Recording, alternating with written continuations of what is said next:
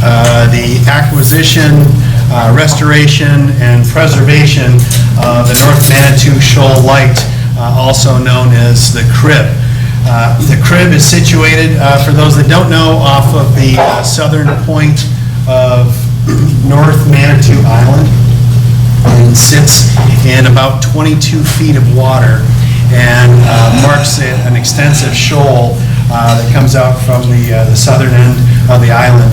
And the Crib was built back in 1933, 34, and 35. It replaced a lightship that was in place during the shipping season. It was there over 20 years. The U.S. Lighthouse Service would take a lightship out there and moor it on this point to protect the vital shipping channel that we know as the Manitou Passage. So a few years back, almost 4 years ago now, some friends and I that all kind of came together under different circumstances. We came up with an idea late one night. Dan Oginski, who's in the upper right-hand corner, is a fraternity brother of mine from Michigan State. Our wives were girlfriends in college. We've double dated ever since. Known each other. That's Hannah right in the middle there. Up in the upper left-hand corner is Dave McWilliam. Dave was he's a pilot for Delta, but he's also a Boy Scout troop leader with Dan Oginski. And then Todd Buckley down in the lower left corner. Todd is another troop leader. Todd is a realtor down in the Brighton area. Dan and Anna live in the Brighton area as well. Dan's vice president for ITC Transco. And so we all have families, we all have careers and lives, and this unique opportunity presented itself to us in late July, where we ran across an MLive article that said that the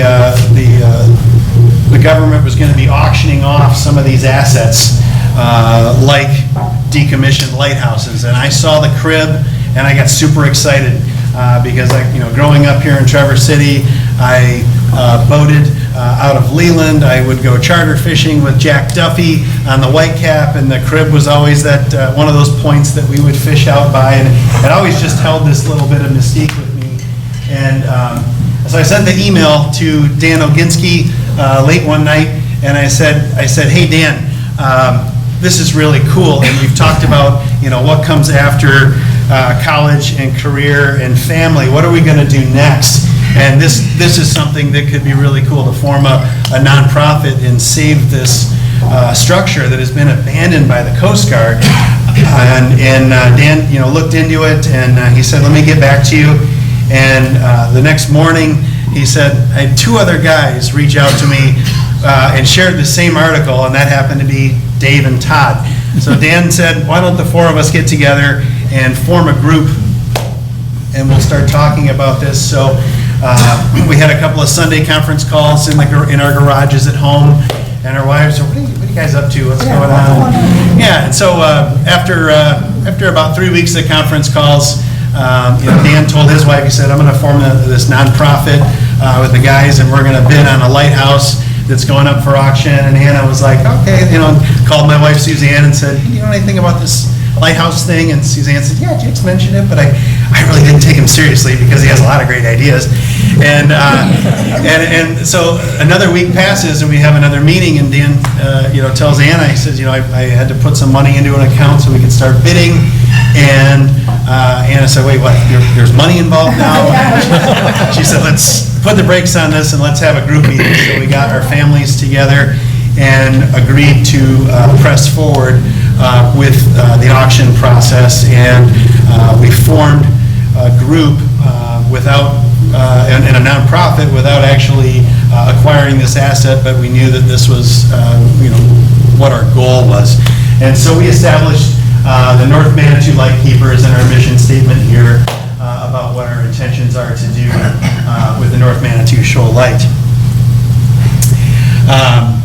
So over the course of the next several weeks, a bidding process took place, and we bid against 3 other individuals that were looking to acquire the crib, and we stayed steadfast and were able to purchase the crib at the auction. We won as the higher bidder, which is a long story that I love to tell over a beer sometime, but I'll try not to talk for an hour tonight.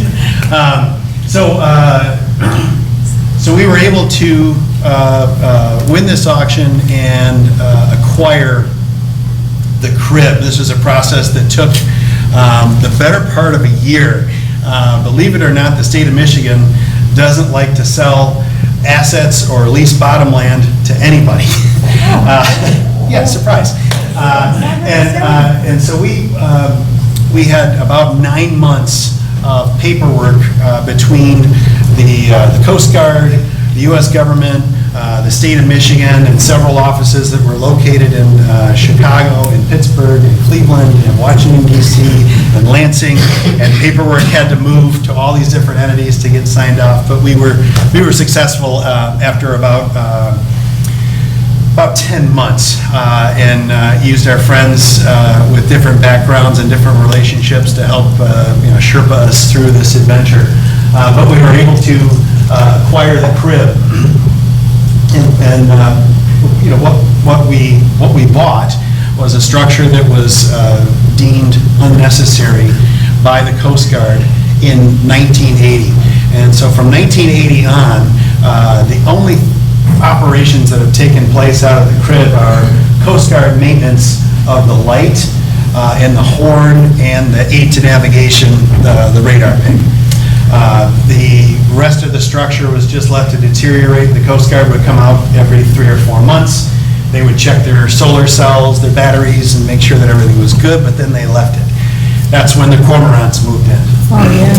And the cormorants took over, and they estimate there were anywhere from 200 to 300 birds that took up roosts there. More. I would agree that there are more. We were able to do one site visit before the auction and the bidding to see what we were getting into, where we took engineers and contractors with us to know that we weren't buying a lemon or something that was destined just to fall in the lake. But then this picture was taken on my first visit onto the crib. We hadn't actually gotten the keys to the front door from the Coast Guard, so we could climb on the structure, but we couldn't go inside. But what we found when we got up there was 6 inches deep of bird guano. This was 3 years ago, so 16. And it was 6 inches deep at the deepest point and about 2 inches at the shallowest. And as you walk across the deck, your foot would leave mud prints everywhere. Dangerous to walk. What's that? Dangerous to walk. Yeah, dangerous to walk on and toxic. It's just you don't want to be downwind of that. But we saw what we had to work with, and this is kind of where we started really learning about this gem that we charged ourselves with preservation and restoration of, and we learned about why it's called the crib. So the base that the lighthouse sits on is 67 feet square, the concrete structure that's in the water. You can see about 22 feet of it above the water. It goes down another 22 feet to the lake bed, and then goes another 10 feet below that.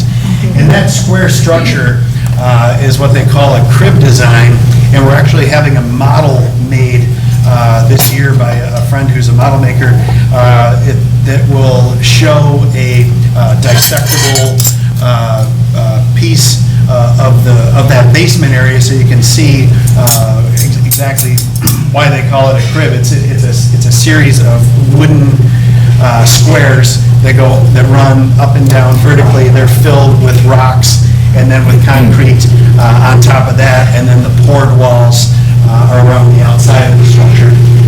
But when locals heard about that, they decided to just start nicknaming the North Manitou to show light as the crib. And there are half a dozen lights around the Great Lakes that have this same crib structure that sit in the water, completely surrounded 360 degrees by water and not touching land anywhere. So. And Jake, is there any usable area below the main house, or is it all just? Yeah, so in that concrete base area, you see the area above the water line. So there's a basement that starts about 4 feet above the water line, and there's over 2,000 square feet of space in that basement, and it's actually the cleanest part of the structure. When I first got to go inside, I wanted to stay in the basement because there were no spiders, there were no bats, there were none of these other things. The basement was actually really clean. But there are lots of rooms that are broken up where they had coal storage and oil storage. There's a water well in one of the rooms that has like a 5-foot diameter shaft that runs down into the water. It's full of rock, but it goes down into the crib base, and where flowing, water can come in.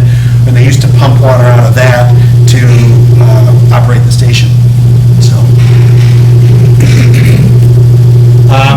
So this is an aerial view that shows why the crib was built. You can see that sandbar that extends down here over to this is at the pyramid point. There's Leland up here. And you can see how it gets very shallow through there, but we're in 22 feet of water. So it's just essential to mark that, to all of the ships over the years. We've talked to more than one, Coast Guard person that served out there and talked about just the volume of shipping traffic that goes through there, and it's hard for us to quantify it without being able to grow up or live out there. But using apps like Vessel Finder and things like that, you can really see the traffic. Good question. I think I've got a visual. Would you point on this left slide where the crib is? Yep, the crib is right out here. Fun little anecdotal story about this one. Dave McWilliam, who I mentioned, is a pilot for Delta, flies their super big jumbo A580s. He's one of just a couple dozen pilots in the world that pilots this plane. He's based out of Detroit and flies repeatedly back and forth to Asia. He flies to Beijing. And the most direct line of flight with the shortest flight pattern is directly over Traverse City and the crib. So Dave, 2 years ago, was on his way back from Seoul, and he's got his, his flight path, everything is dialed in, and he asked his co-pilots, he said, "Hey, do you mind if we deviate the course a little bit? I want to take a picture." And they're like, "Sure." And he started explaining this Lighthouse thing. So he called Detroit and he said, "Hey, we're coming in. I just want to deviate my flight pattern just a little bit." And they paused for a dramatic few moments. They said, "Sure, Captain McWilliam. You realize there's not a cloud in the sky today. It's beautiful." And he said, "Yeah, great story. I'll explain it to you when we're on the ground." They said, "No problem." So Dave charted a course to take this big bird up to an angle where he could get his iPhone on the edge of the cockpit and take a picture of the crib. So this was in April, May, and the water was so clear. You got the detail of the bottomlands and stuff. So if you're ever on a flight, can I sign up? Go into Korea. Exactly. Yeah, that's one of my favorite Dave stories. That it's great to know a pilot. So you can see the importance of why the crib is there. These slides go through some of the kind of some of the nuts and bolts of why we got involved, why the Lighthouse was deemed in excess. There were a lot of restrictions on the bidding. It wasn't just as simple as anybody like Doug Wipperman could just sign up to you had to form a nonprofit, and you had to demonstrate who you were to the group in charge of the auction. We had to jump through a lot of hoops to let them know that we're not going to commercialize this thing, stick a bunch of water slides off of it, shoot fireworks all the time. They wanted to make sure that this was a preservation and restoration effort. So we jumped through a lot of hoops there in the beginning. We did our initial site visit, and were able to acquire the light for $73,000 all in with our paperwork, which it's a lot of money, but it's not a lot of money. Looking at a 6,000 square foot structure that's 90 feet tall and approaching 100 years old, it's a pretty unique piece. Anybody want to take a stab at what the crib cost originally when it was built in 1933, 34, and 35? Anybody have a guess? 75,000. 80,000. $180,000. $180,000. So we got it for a deal. So appreciation. I've got a small list here of some of our accomplishments as an organization.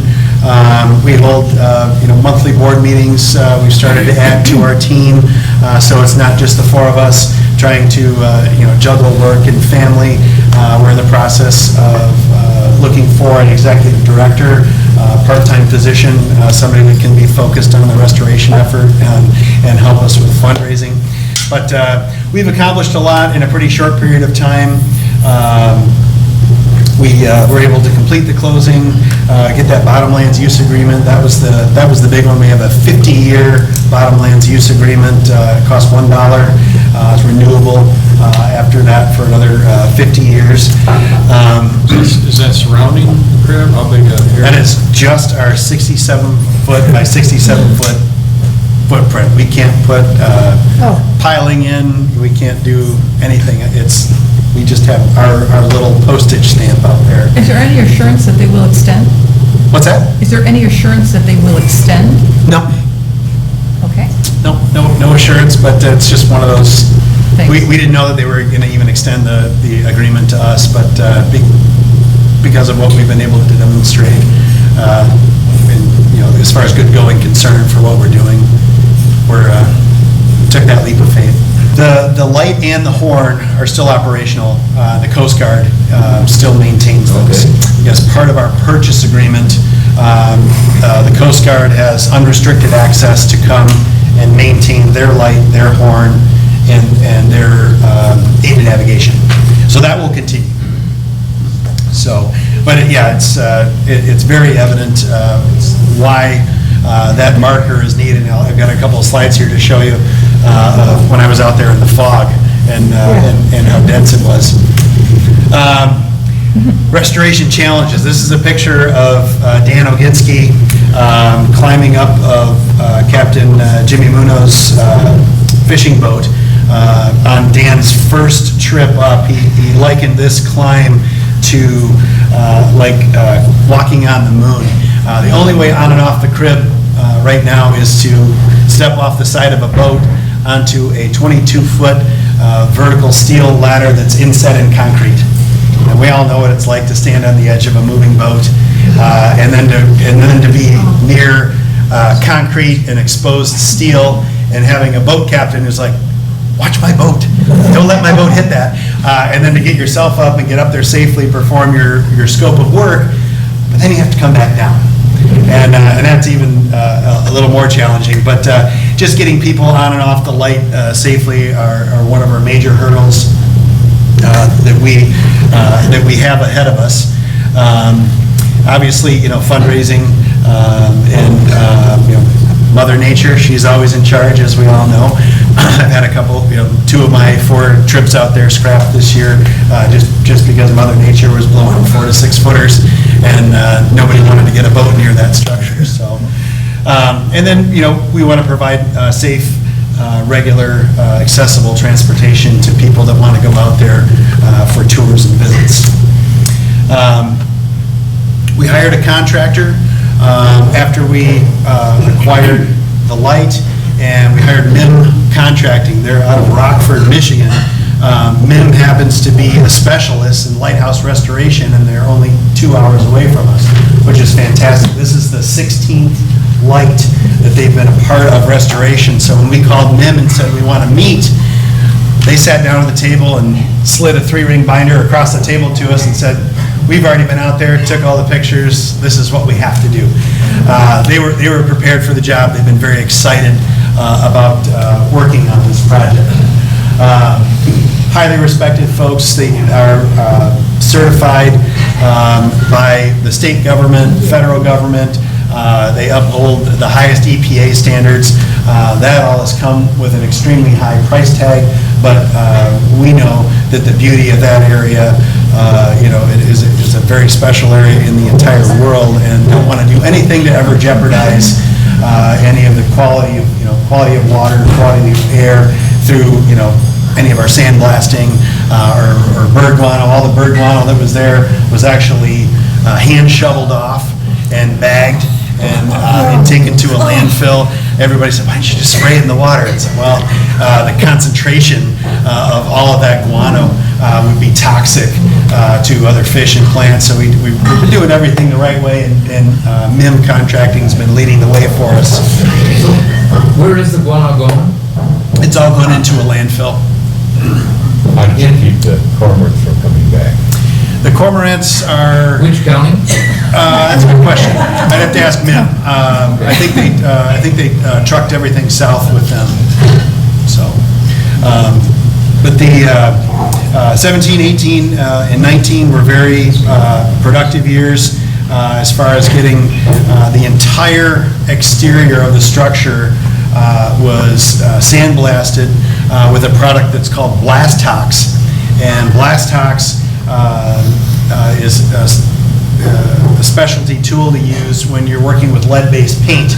So MIM Contracting enclosed the entire structure in scaffolding and then a really heavy vinyl outer layer, and created a downdraft system, and they worked on each side of the structure all the way around, and they'd sandblast it down to bare metal. And then they had about 24 hours to get their first coat of rust-resistant primer on the metal before it started to rust. So they worked very methodically all the way around the structure from top to bottom. Is that just the lighthouse structure or the crib? The concrete base, not yet. That's just the steel of the first 5 floors. So we had 2 boat davits installed, and their workboat comes out. They park it at the marina in Leland, and they come out there on Monday, and they pull up and they pull the boat out of the water, and they keep it there while they're working. They can also, use that to when they were like bringing blasting material out, they could crane everything up. The windows were all taken out and restored over the winter this last year, but they used those cranes extensively to load stuff on and off. We've got a trailer-mounted generator out there, a trailer-mounted air compressor, and it's just a lot of work to get those things on the structure, but then to do work out there is something completely different. What's the worst angle of wind for it to be rough at the crib? It changes a lot. The crib, you can see in this picture. So the crib has this square base. Is this north, top of the map? Yes. Okay. And it's set slightly to the northwest. Okay. As they studied wind patterns for several years to find out where the most prevailing wind came from and the most prevailing ice flow. So the crib base is actually turned just a few degrees off of north, where they pick up the most amount of wind. But we've uncovered a lot of other really cool historical things at the National Archive. This was an actual blueprint that we checked out of the National Archives, took pictures of to use in our collection. But we learned a lot about the crib. It was originally supposed to be a circular base that went into the water. Instead of a square base, it was circular because that had the least amount of wave Seems impact. logical. Exactly. But this was also a Depression era project, and the government didn't have the money to draw up the plans and accurately, build this thing circular the way they wanted it. So we have these fantastic telegraphs, pictures that went back and forth between the architect and the Lighthouse service that say, hey, we really love your idea. It's not applicable right now. You got to do a square one. Call so-and-so. They've got some prints that are up in the Straits area or down in St. Clair, and get a copy of theirs and work off of those. So. Well, how do you land a boat on a circular? That's a great question. Yeah, and the davits and cranes were how the crib originally worked, but circular would be quite challenging. All the lantern glass up in the lantern house was all blown out from storms over the years, and we have replaced all of that. They are curved pieces of glass that are trapezoid shapes, and everything had to be custom manufactured. All the shapes were just a little bit different, but that was another big project. And then all 22 windows were taken out last fall about this time and crated up individually and taken down to Rockford, and then they were all restored. Each window had somewhere between 50 and 60 individual pieces between mullion bars and screws and the panes that came out. So it was an extensive amount of work over the course of the winter. We did a fundraising campaign last fall for window restoration, and had some folks that stepped forward and said they wanted to be a part of that and have a window in their name as part of the restoration effort. And we still have a couple of windows. Managed to keep the cormorants out during the window restoration? We have steel panels that were on the whole structure, and they were able to take the windows out mostly from the inside without having to remove those panels. Yeah, those steel panels were essential for making that just a huge nest. So the Coast Guard only does the actual light itself? Yep. Not any, like the lenses or anything like No. that? Yep, and I mean, I've got a good slide here. I'll show you of the inside and outside, before and after. A couple other things that we accomplished, lantern deck was replaced, the portal windows on the top 3 floors were all refurbished, and made just a huge difference. I've got some historical pictures here of the crib when it was first commissioned. A little darker gray in color when the U.S. Lighthouse Service had it. Back over here is the Manitou, which is the light ship that the crib replaced. And like I said, that boat was brought out there every year for 20 years, and they decided that $180,000 was a more effective way to spend money than to haul that ship out there and man it and keep the oil lanterns lit on that. Some other historical pictures, a mailboat doing a drop-off at the crib. If you back up to that previous slide, where would you put the water level on the crib right now? I would put it that the dark band right at the water line. Okay. It's almost up to the top of that. I mean, not much freeboard? Is that what you're saying, all the way up to the shadow line? Yeah, this up to right. Oh, right there, here. okay. Right here. And when we purchased it 3 years ago, it was probably down here. It's up a good 14 inches since then. Here's a picture of the actual crib being constructed. This was a part of a Make Work program, the Depression area, like I mentioned, and laborers made 50 cents an hour if they worked on shore, and they made 75 cents an hour if they worked out in the water. We've got all kinds of documentation that shows who the laborers were, where they came from. these timbers that you see, they all came from Washington State via train. And the crib was assembled in Frankfurt. So this structure was largely built on shore in Frankfurt and then floated. Cedar? Pine. Redwood? Pine? Yep, and floated on a barge and then dumped into the lake at the exact precise angle that they wanted it, filled with stone. So just some, remarkable engineering in our minds of what could be accomplished in the summer of 1933, the summer of 1934, and the summer of 1935, because they couldn't work before May and couldn't work much after October. So they were able to accomplish a lot out there in a short period of time. There's another picture of Dan on the right. This was his first site visit, like I mentioned. First time that he got to see the light, see what was up at the top. You'll notice the glass in the background behind him. Super foggy. It's just not a bad picture. It's all really cloudy plexiglass. Another picture of us at an early site visit. This is what the interior looks like. This is the kitchen. And when the Coast Guard moved out, they took everything. There is not a light fixture. There isn't a hanger. There isn't anything. They literally, when they decommission something, they take it all.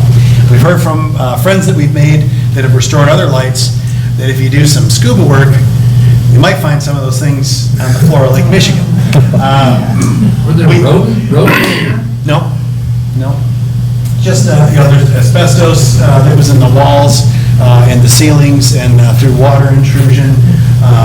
You could see where a lot of the plaster had cracked down. But it's kind of a gloomy place. With all those steel panels on the windows, you had to wear a headlamp, you had to have your iPhone, you had to have a flashlight, something to look around on the inside. But it was creepy.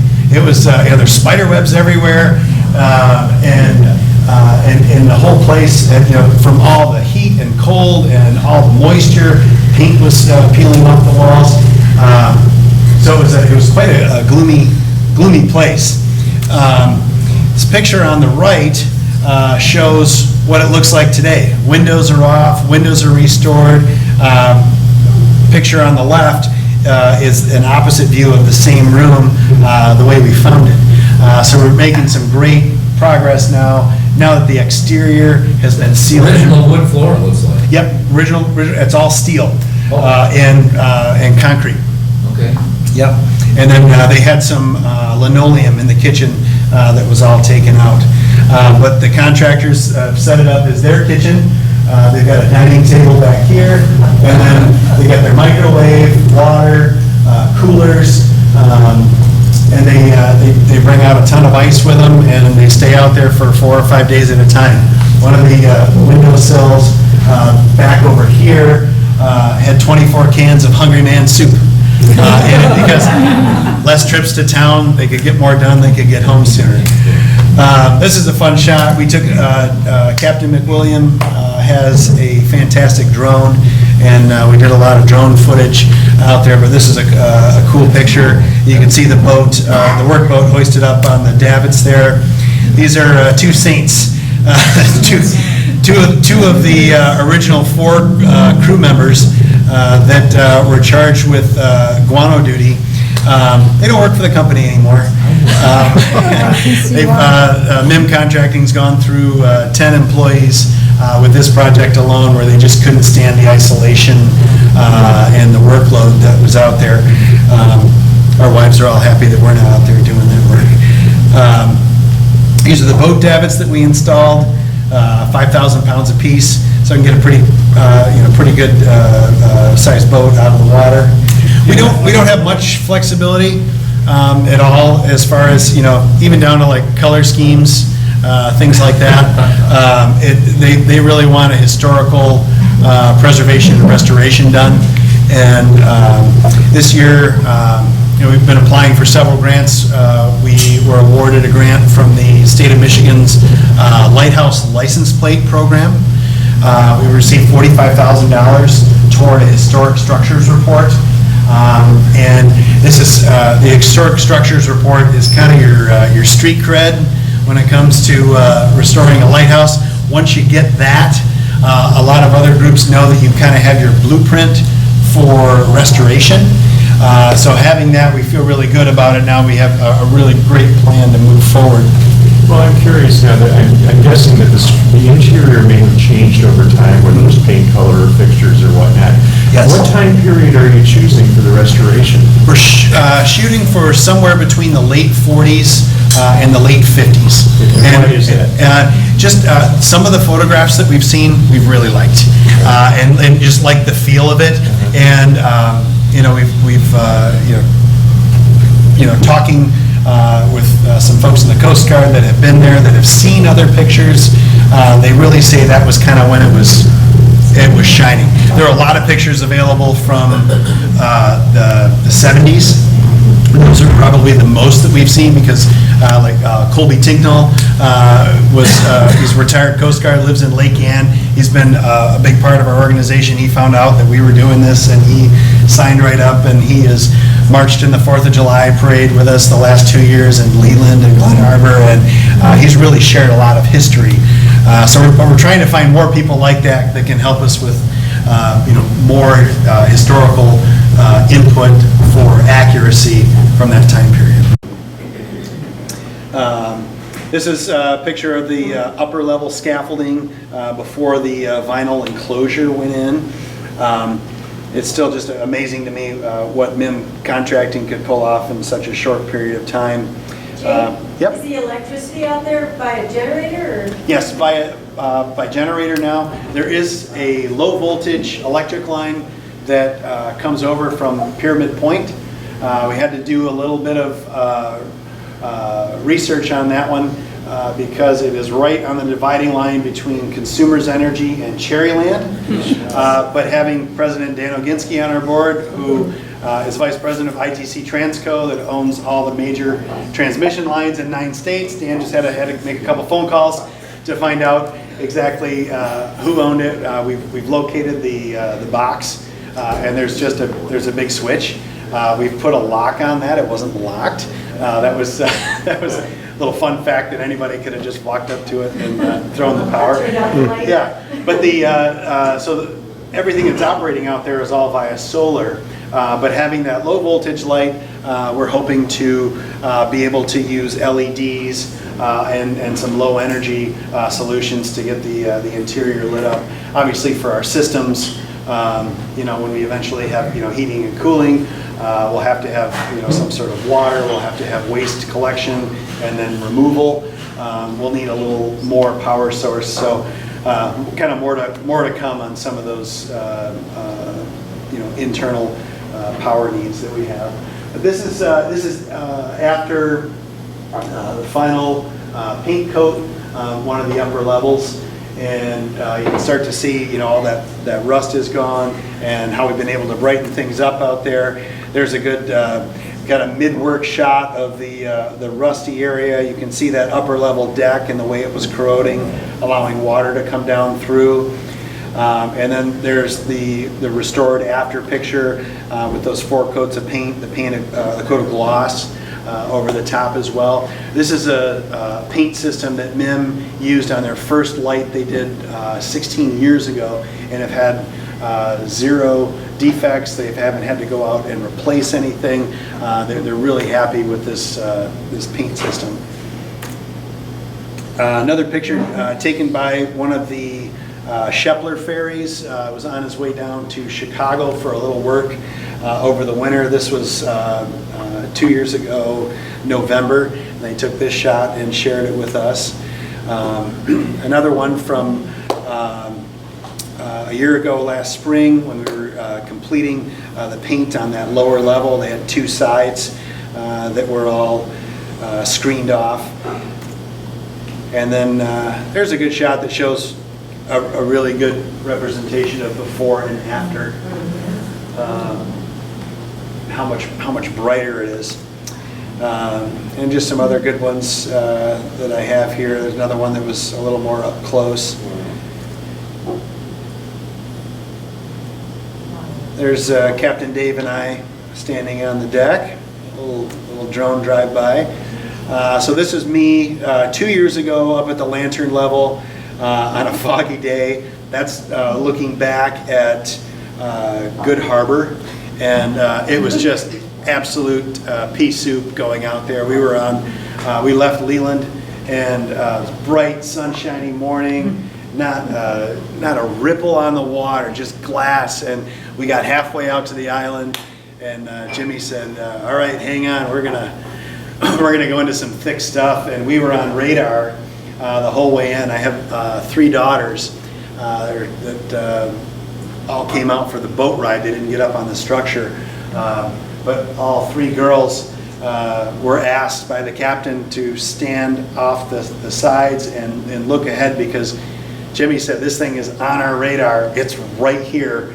But we had no idea where the crib was, and first thing I'm thinking is, well, it fell over. That was it, it was fun while it lasted. But as we got up close, it appeared out of the mist. But I can't imagine being on a large vessel that just doesn't have stopping power, to know that this thing is there. But Is that a drone shot? What's that? Is that a drone shot there? Yep, that's a drone shot, and that's what the plexiglass looked like. They had started to take out a couple of panes to size them up, and then there's the refinished, clear glass. This is when Coast Guard work was being done in July. They sent 2 boats out with a new solar panel. This is the smaller solar panel that they put in here.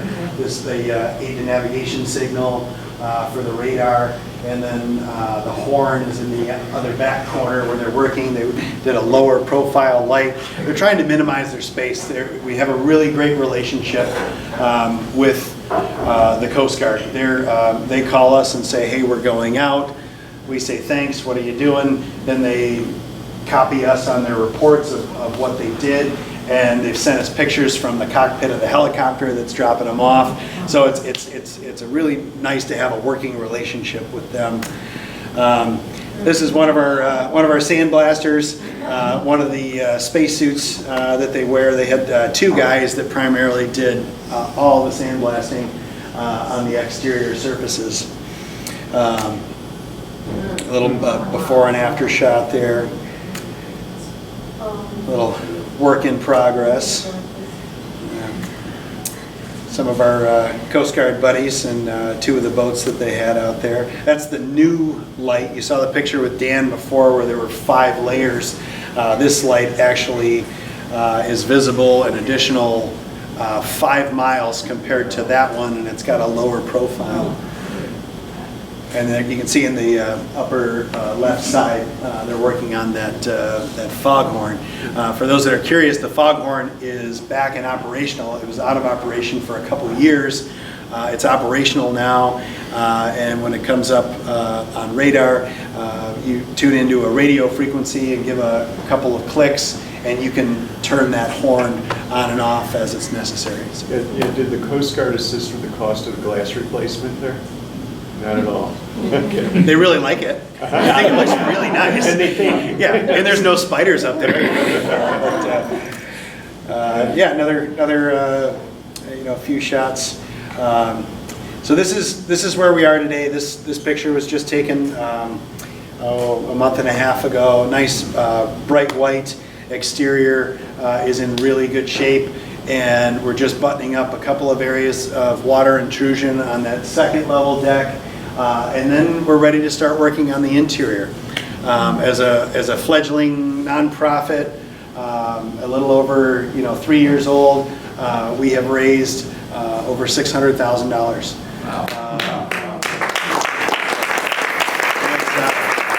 It's definitely a labor of love.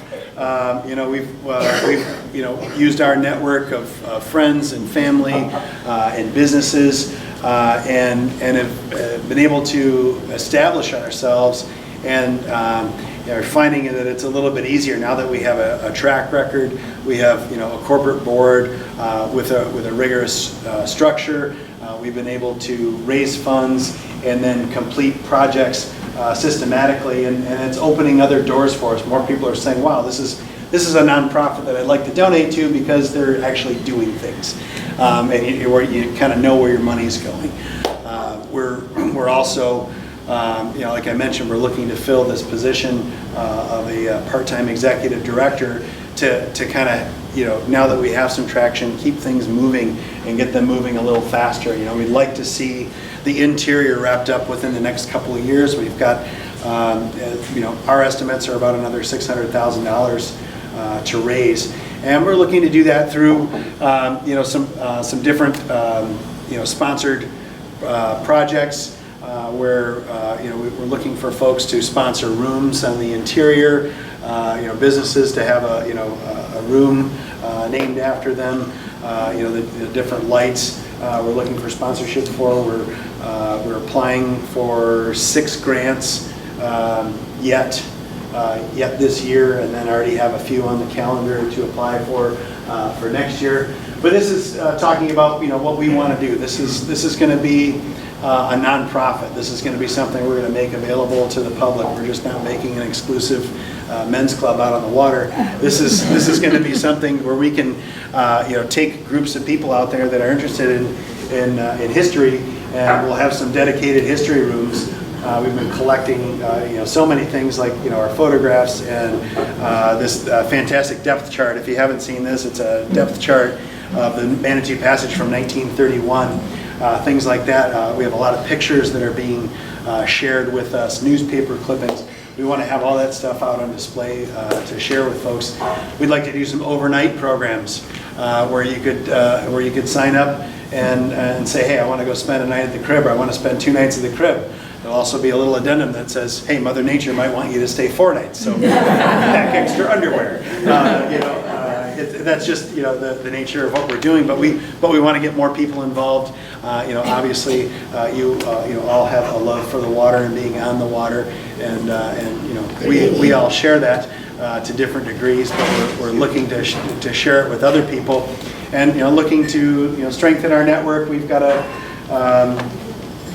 member program. If you're interested, you can sign up to become a part of. We send newsletters, that sort of thing. We did a members event in Leland. Let's see, that was in June of this year. And Dan and Anna Oginski have a home in Leland downtown, and we invited folks to come out. There's this neat little shop in Traverse City called Burritt's that sponsored some food. We did some burgers and salads and stuff, and just kind of got our like-minded people together in a social setting like this, where we were just out in their backyard talking about the crib and what our plans are.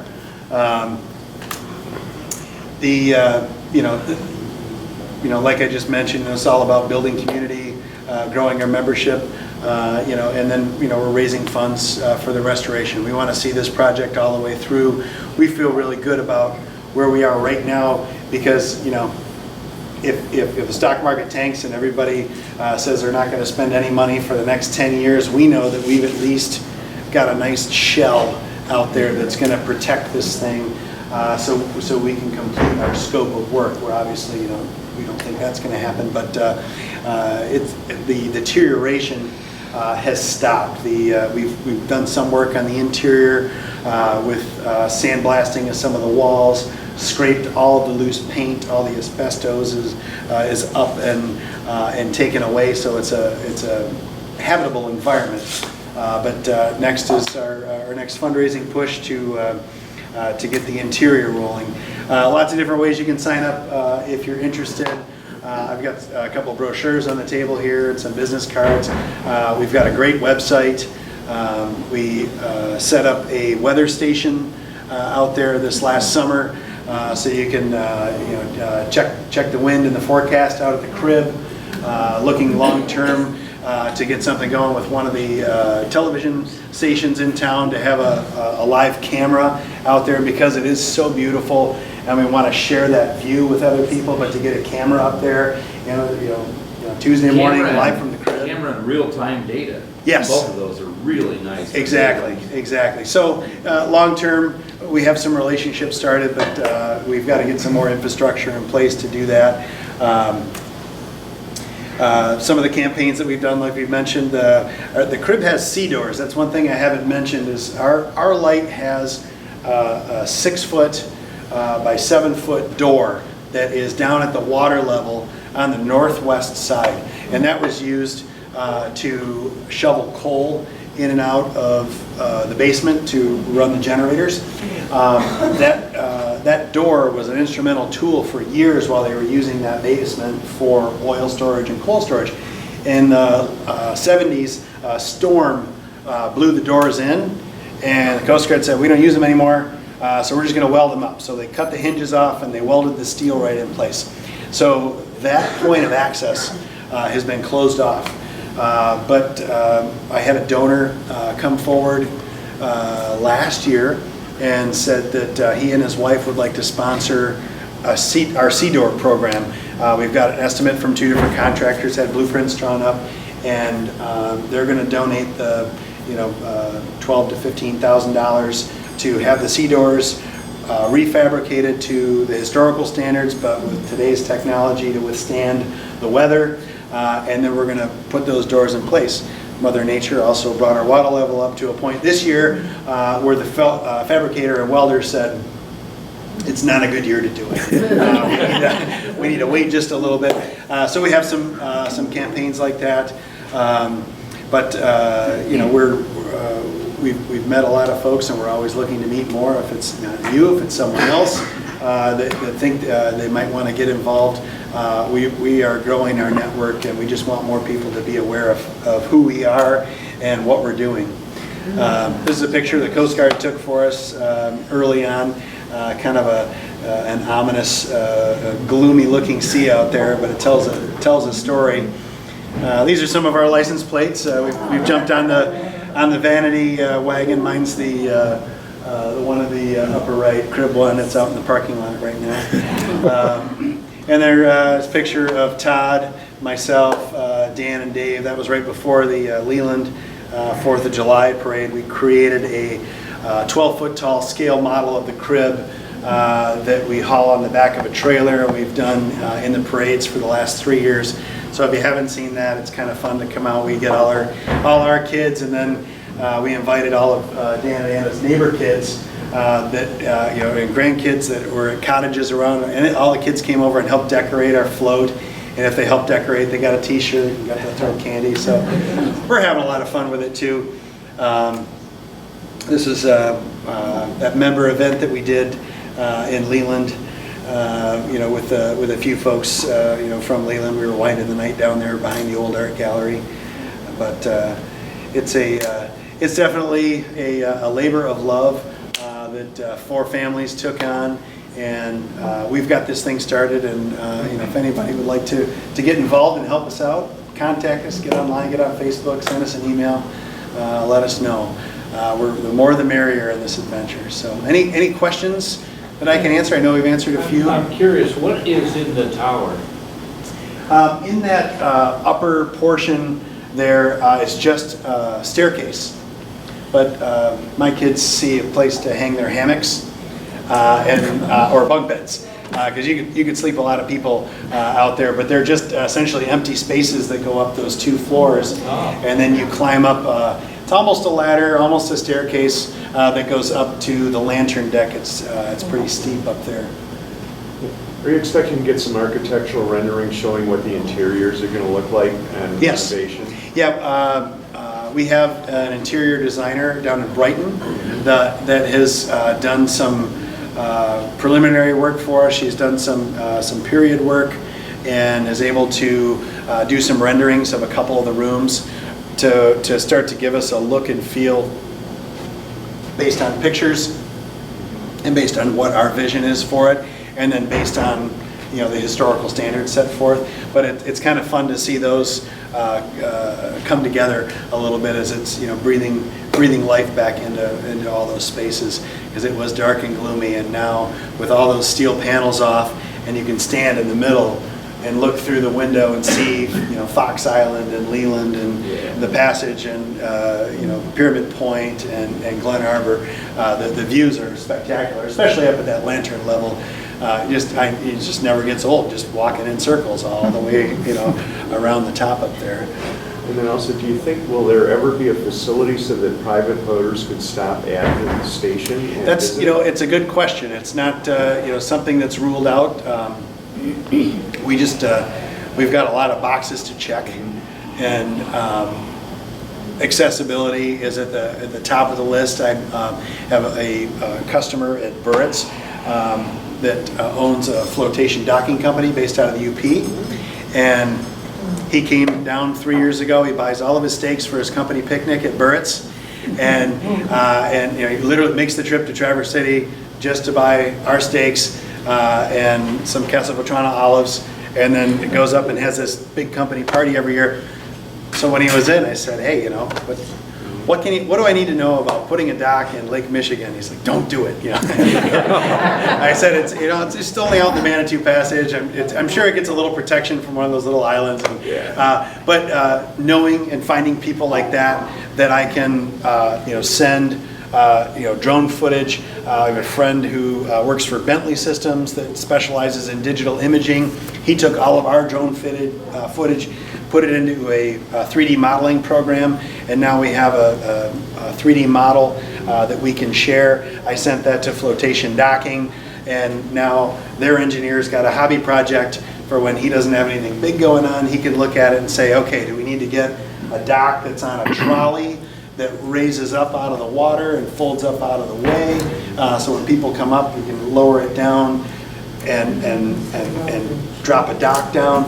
So I have people much smarter than me working on some of those ideas for us. Need a few Do you pirate have any mooring corporate walls. sponsors, any big corporate sponsors at all? Just through Dan's affiliation with ITC, some of those folks have gotten involved. Haggerty Marine is one that I've talked to. I know a lot of the Haggerty family, and I've talked to them a little bit about how they could get involved. My grandfather worked for the Lake Carriers Association back in the 1970s.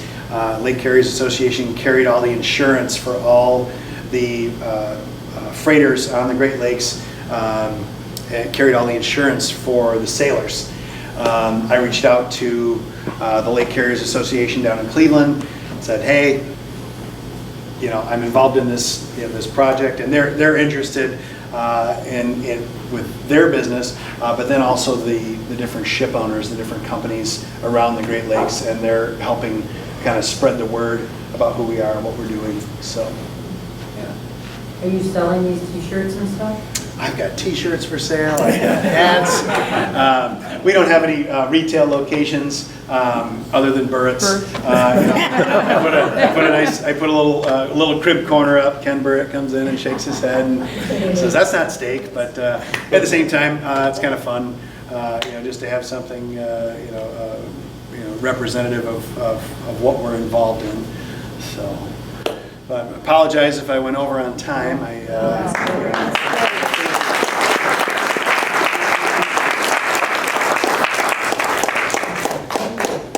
Thank you so much. Was the picture, I just have to ask, the Yeah. picture before this one, is that what the crib looks like now? This? Right there, yep. That's what it looks like now? Yeah. That's super good. Yeah, That's a bright great- white, you could, I piped Pyramid Point a lot, and in the first year, when we were going through the acquisition, there were days when I was hiking Pyramid Point in, January, February, and I couldn't see it, because all the gray would blend in with Yeah. North Manitou Island, and again, a little worried that it fell over. But now, it's bright white, and you can White. see it when you're, coming north, out of Cedar on your way to Leland, and you come over a couple of those hills, it pops right out on the horizon. You can see it really, really well now from Glen Arbor. Oh. Also, it's go outside of Blue there. And, Amazing, what 2-3 years will do. Yep, exactly. So, Thank you but very much. yeah, thank you very much Really for having me. I appreciate it. appreciate it.